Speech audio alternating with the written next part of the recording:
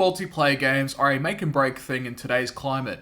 They can be really well made or very janky or just not very good. But what ultimately matters for a multiplayer experience is whether it has a healthy population of players or not. The lack of players and not having any other way to practice or play, even with bots, ends up making the game pointless to play. Some fantastic games I've played do have some small numbers, but it's generally enough to give you a good impression of the experience and what you're signing up for pretty much. The variety of options in games nowadays is incredible. If something isn't working out, you can just simply move on to a different game to fill the void. Back in the 2000s though, options were somewhat limited, especially in the mainstream department. In those days, the culture and the overall popularity wasn't in the same degree as it is today. Not to mention that game dev wasn't as accessible to get into either. Nowadays, most people can download Unity and learn to make a basic game, or use a variety of assets and cobble it together to sell a product. It's also an opportunity for fans to make their own game, based off of other things. Speaking of which, we have this one called Banana Shooter. Banana Shooter is a meme-centric multiplayer arena shooter where the objective is to get your banana back that was stolen by Dave, which is who you are. So to get your banana back, you have to kill the other Dave in a variety of multiplayer sessions ranging from free-for-all, team deathmatch, one-shot, one-kill, infection, you name it.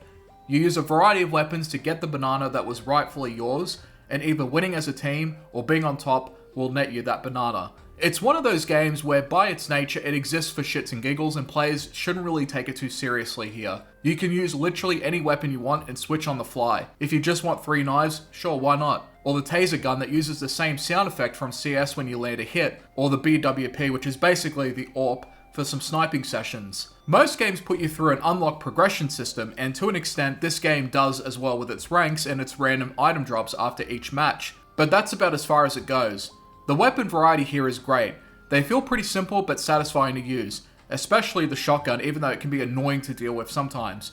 Movement wise, it can be really fast depending on how much of a handle you have with things like jumping or dashing, wall running and grappling. The right amount of momentum with a swing can propel you to great distances or just provide an opportunity for a sick shot. People that like fast-paced multiplayer games will find something to enjoy here in this category. Indie multiplayer games like this are great because they remind me of a time when they weren't trying to be anything else other than to just provide a simple but enjoyable experience, like in the days of Halo or Quake, or even during the days of 1.6 and Source. A lot of the popular ones today have a lot of systems in place to incentivize to continue playing beyond the growth of player skill, like battle passes, cosmetic skins, weapon and character unlocks, things to grind for basically, not to mention the presence of the esports scene where people can actually make a career out of the currently popular games like League or Dota or CSGO or Valorant, or Apex, or even Call of Duty to an extent. This game does have things like skins and leveling as well, and it even has a Steam marketplace where you can buy accessories for your character or weapon skins. But this game isn't really like an esports game, it's just simply a casual meme kind of game that you can just hop in and out whenever you want. Graphically, I like the art style, the environments have a decent amount of detail even with its low poly design. The character models themselves are based off of the models that you would see in games like Crab Game or Muck,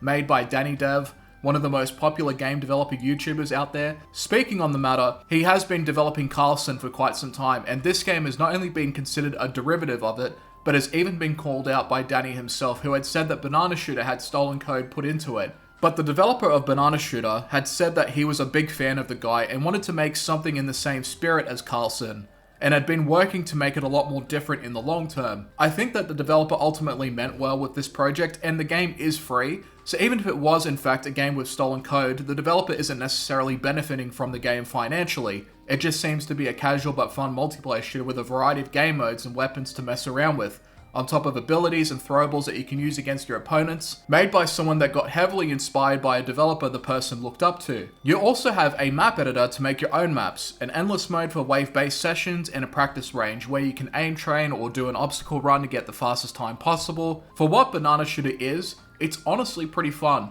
Something casual that you can just hop into every once in a while, and I think that's the best way to treat this game. It's not necessarily a replacement, but more like an option sometimes worth revisiting when you want something simpler and doesn't take itself too seriously. Also, it doesn't take up much space at all, and system specs are pretty generous for low-spec PCs. Definitely check the game out if you like bananas. Thank you for watching. Bro, fight with other to get a sweet banana.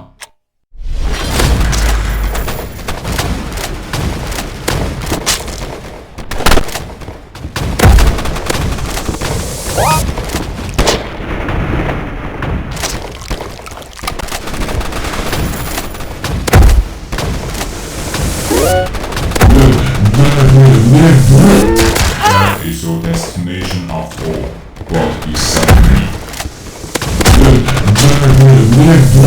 Oh, you must be scared, because you just fired up.